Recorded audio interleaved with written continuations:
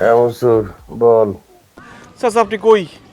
আমি তো হোটেলে, আজকে ডিউটি তাড়াতাড়ি শেষ হয়ে গেছে, আইসা একটু ঘুমাই গেছিলাম। চাচা জুলেখা কি হোটেলে আছে? না তো, বৌমা তো হোটেলে নাই। কি বলেন চাচা, সত্যি জুলেখা হোটেলে নাই? জুলেখা হোটেলে থাকলে তোর কাছে কে মিশা কত কমু? আর জুলেখারে নিয়ে না তুই ঘুরতে গেলি, হোটেলে আইব কর্তিকা। চাচা গো, সর্বনাশ হয়ে গেছে চাচা, আমার বউরে তো খুঁজে পাইতেছি না। খুঁজে পাইতেছিস না মানে? কি করছ তুই? আমি কিছুই জানি না চাচা, আমি জুলেখারে একটা জায়গায় দাঁড় করা রেখে একটা ঠিকানা জিজ্ঞাসা করতে গেছি, আইসা দেখি জুলেখা নাই। চাচা জুলেখারে নিয়ে আমি যেখানে ঘুরতে গেছিলাম সব জায়গা তন্ন তন্ন করে খুঁজছি, কিন্তু জুলেখারে আমি খুঁজে পাইতেছি না। আমি এখন কি করুম চাচা? কি কস মনসুর এগুলা? আরে মালয়েশিয়া অনেক আলতু ফালতু লোক আছে, অনেক বাজে লোক আছে, তারা আবার বৌমার কোনো ক্ষতি করে ফেলাইলো না তো। চাচা আমার কথা কইেন না চাচা, আমার বউরে আমি অনেক ভালোবাসি, আমার বউর যদি একটা কিছু হয়ে যায় আমি বাঁচব না চাচা। আপনি কিছু একটা করেন, আমার বউরে খুঁজাই না দেন। তুই তো বৌমারে নিয়ে ঘুরতে গেলি, সেইখান থেকে বৌমারে তুই হারাই ফেলাইছস। এখন আমি এখানে বসে কি করুম খবর? আচ্ছা ঠিক আছে, আমি বৌমারে খুঁজতেছি, তুইও বৌমারে খুঁজতে থাক। যে আগে পাইবো সে আরেকজনের খবর দিব, ঠিক আছে? ঠিক আছে চাচা। জুলেখা তুমি কই গেলা? কোথায় পাবো আমি এখন তোমারে?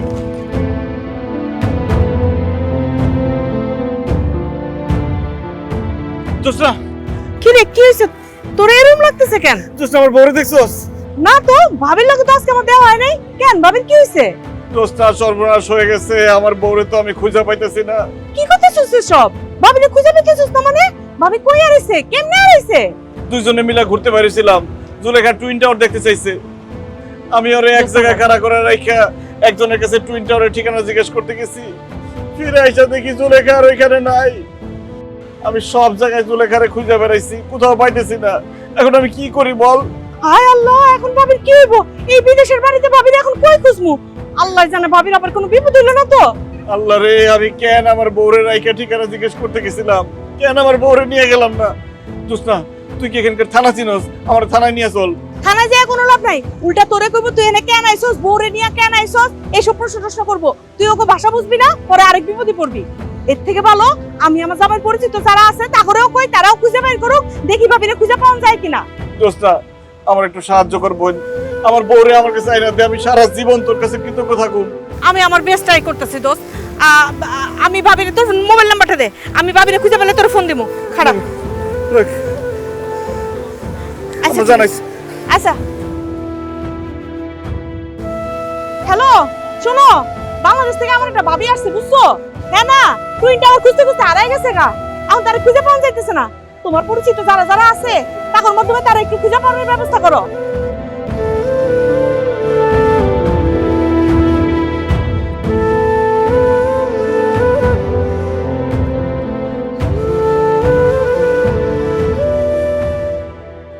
ভাই কি ভাই, আজকেও কি ভর্তাবাদী শাকসবজি ডাইল এসব নিতে আসছেন? না ভাই, আজকে কিছু নিতে আসি নাই। ভাই আপনার রেস্টুরেন্টে কি কোনো বাঙালি মহিলা আসছিল? কি যে বলেন ভাই, আমাকে এটা তো বাঙালি রেস্টুরেন্ট, সারাদিনই খালি বাঙালি কাস্টমার আসতেই থাকে, নারী পুরুষ অনেকেই আসে। আপনার কি হয়েছে আসল কথাটা কোন? ভাই আমি আমার বউরে হারাই ফেলাইছি, আমার বউরে খুঁজে পাইতেছি না। আপনার রেস্টুরেন্ট তো আমার হোটেলের পাশেই, তাই জিজ্ঞেস করতেছি আমার বউকে আসছিল নাকি এখানে। সকাল থেকে তো অনেকেই আসছে। আচ্ছা ভাই, আপনার বউ দেখতে কেমন? ভাই আমার কাছে তো মোবাইল নাই, মোবাইল থাকলে ছবি দেখাতে পারতাম। মানে গায়ের রং মোটামুটি ভালোই ফর্সা, লম্বা চড়া আছে, কালো একটা শাড়ি পরা আছে, গোলগাল ফেস। আচ্ছা ভাই, ওনার কপালে কি কোনো টিপা ছিল? হ, কপালে একটা ছোট টিপ আছিল। কেন ভাই, আমার বউকে আসছিল দেখছিলেন আপনি? না না, এখানে তো আসে নাই। তবে ভাই, আপনি যে বর্ণনা দিলেন কালো শাড়ি পরা, কপালে টিপ পরা, এরকম একজন মহিলা আমাদের হোটেলের সামনের রাস্তায় অ্যাক্সিডেন্ট করে মারা গেছে। ও আল্লাহ, কি বলতেছেন ভাই আপনি এসব? হ ভাই, মহিলা রাস্তা পার হইতেছিল, হঠাৎ করে পিছন থেকে একটা গাড়ি এসে তারা মারা দিছে ভাই, সাথে সাথে স্পট ডেট হয়ে গেছে। একটু আগেই পুলিশ এসে তার লাশ নিয়ে গেছে। লোকজন কইলো মহিলা নাকি অনেক রাগান্বিত ছিল। লোকজন তারা পিছন থেকে ডাকতেছিল আর বলতেছিল, এক্সকিউজ মি আপা, যাবেন না যাবেন না, সিগন্যাল দিক তারপর যান। কে শুনে ভাই কার কথা? উনি রাস্তা পার হতে যাচ্ছিল, হঠাৎ করে পিছন থেকে গাড়ি এসে মেরে দিল ভাই, সাথে সাথে স্পট ডেট। ভাই আমার বউ আজকে সারাদিন হাঁটাইছি, সে আমার টুইন টাওয়ার দেখাতে নিয়ে যেতে কইছিল, আমি তারে নিয়ে যাইতে পারি নাই, সেও তো আমার উপর রাগ করা ছিল। বলেন কি ভাই? আপনার বউ আপনার উপর রাগ করেছিল, তার মানে অ্যাক্সিডেন্ট করে যে মারা গেছে সে আপনারই বউ। তাছাড়া আশেপাশে তো কোনো বাঙালি মহিলা ছিল না। আহারে ভাই, হানিমুনে এসে আপনি আপনার বউটারও হারাইলেন, তাও আবার এই বিদেশের মাটিতে। পুলিশ তো এসে লাশও নিয়ে গেছে, এখন চাইলে তো আপনি লাশটাও খুঁজে পাবেন না। এই এই ভাই, এই এক্সকিউজ মি, হেল্প, এই ভাই, হ্যালো ভাই, এ ভাই, আরে ভাই আপনি তো,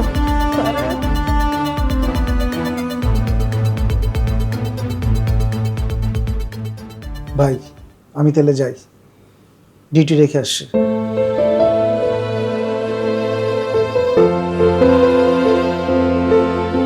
চাচা, আমার বউটা আমার অনেক ভালোবাসতো। জুলেখার বাপ মা আমার সাথে জুলেখারে বিয়ে দিতে চায় নাই, কিন্তু জুলেখা তার আব্বারে বলছে যে মনসুরের সাথে যদি আমার বিয়ে না দাও তাহলে আমি বিষ খেয়ে মরে যাবো। এরপরে জুলেখার বাপ আমার সাথে বিয়ে দিতে রাজি হয়েছে। বিয়ার মধ্যে আমি জুলেখারে শাড়ি চুড়ি গয়না কিছুই দেই নাই, তারপরে সে হাসি মুখে মাইনা নিচ্ছে, কিচ্ছু কয় নাই। আমারে কইছে মনসুর আমি তোমারে পাইছি, আমি তাতেই খুশি। জুলেখার খুব শখ আছিল বিয়ার পরে বিদেশে হানিমুন করতে আইব। এই শখের কথা যখন তার বাপরে কইল, তার বাপ আমার টাকা দিয়া কইল, যাও আমার মেয়ের নিয়ে মালয়েশিয়া যাও, মেয়ের শখটা পূরণ করো, বিদেশে হানিমুন করতে আসবো। এই কথা শোনার পরে জুলেখা যে কত খুশি চাচা। বিমানে উঠবো, নতুন দেশ দেখবো, নতুন জায়গা দেখবো, নতুন নতুন মানুষ দেখবো, আমার সাথে আলাদা সময় কাটাইবো। বিমানটা যখন ছাড়লো কত কথা কইল, মালয়েশিয়া এসে এটা করবো সেইটা করবো, কত খুশি সে। আবার টাকা খরচ হইব দেখে এয়ারপোর্ট থেকে হোটেল পর্যন্ত তারা আমি হাঁটাই নিয়ে আসছি চাচা। তারে আলাদা হোটেলে রুম নিয়ে রাখি নাই, আপনার কাছে আপনার রুমে রাখছি। তারে ভালো একটা জামা কাপড় কিনা দিই নাই, ভালো কিছু খাওয়াই নাই, ভালো জায়গায় ঘুরতে নিয়ে যাই নাই। সব জায়গায় তার সাথে আমি কিপটামি করছি। কিপটামি করছি দেখে আমার বউ আমার উপর রাগ কইরা রাস্তা পার হইতে গিয়ে অ্যাক্সিডেন্ট করে মারা গেছে।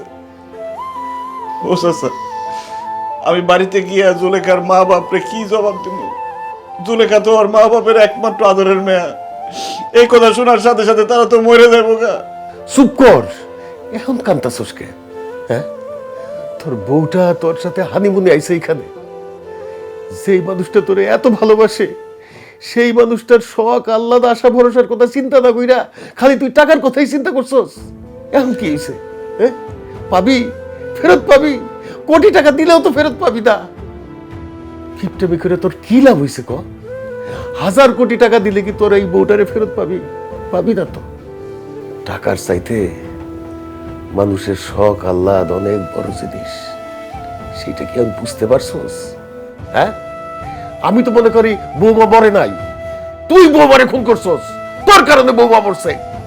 স্যার ঠিকই কইছেন, আমার কারণে আমার বউ মরে গেছে, আমার পয়সা থাকার কোনো অধিকার নাই। আমি এক কোন হোটেলের সাথে গিয়ে লাভটা করে মরে যাবো গা। জুলেখা, জুলেখা তুমি পয়সা আছো জুলেখা, আল্লাহর কাছে লাখ লাখ শুকরিয়া, তুমি পয়সা আছো জুলেখা। যে মহিলা মারা গেছে সে তুমি না। তুমি আমার ছেলে কোথায় গেছিল? তোমার আমি কত টাকায় খুঁজছি। তোমার নাকি কোথাও যাই নাই মনসুর। তুমি আমার রেখে তুই আমার ঠিকানা জানতে গেলাম না, তখন কতগুলো পোলাইয়া আমার তো উঠা লই গেছিল গা, নিয়ে আমারে অনেক দূরে কোন একটা অন্ধকার গলির মধ্যে নিয়ে গেছে। নিয়ে যায় আমার আমার সব লোক হয় না, আমার ব্যাগ আমার মোবাইল সব রেখে দিছে। এরপর যখন দেখছে আমার ব্যাগের মধ্যে কোনো টাকা পয়সা নাই, আমার কই তুই টাকা বাইর কর, কইতে দিবি জানি না, টাকা দে। আমি কইছি আমার কাছে টাকা নাই। তোরা আমার মাইনা লাগতে বলছি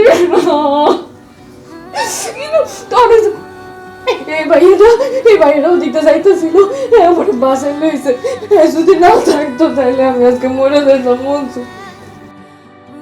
ভাই আপনার অনেক ধন্যবাদ ভাই, আপনি যে আমার কত বড় উপকার করছেন এটা আমি বইলা বুঝাইতে পারব না। আপনার কাছে আমি সারা জীবন কৃতজ্ঞ থাকব ভাই। আমার কাছে কৃতজ্ঞ হওয়ার কিছু নাই। বরং আমার কাছে খুব শান্তি লাগতেছে যে জুলেখা আপারে তার স্বামীর কাছে ফিরাই দিতে পারছি। জানেন ভাইজান, জুলেখা আপা আপনারা অনেক ভালোবাসে। ওই মন্দ লোকগুলো যখন ধরে নিয়ে গেছিল, ওইখান থেকে যখন তারা উদ্ধার করলাম, সে তার নিজের কথা একবারও বলে নাই, বারবার আপনার কথা চিন্তা করতেছিল। তারে না পায়া আপনার কি মন খারাপ হইতেছে কিনা, আপনি কি করতেছেন, আপনার হয়তো নিশ্চয় অনেক টেনশন হইতেছে।